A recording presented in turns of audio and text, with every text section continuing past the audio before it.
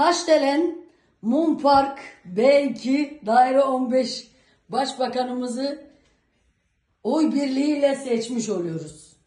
Oy birliğiyle Taşdelen Mum Park Daire 15'in Başbakanı Sayın Hanım Bal, Genel Sekreteri de Sayın Akmaral Meredova.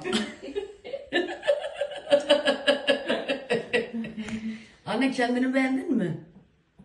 Ay, sen öyle Turgut Özal'a benzedin ya. Sayın Başbakanım, bu seçimlerde bize neler vaat ediyorsunuz? Bir kere yürümenizi vaat etmeyi bekliyoruz. 2 kelime de olsa bize bir konuşmanızı vaat etmenizi bekliyoruz. Sayın Başbakanım, sizinle gurur duyuyoruz Sayın Başbakanım. Hanım Başkan.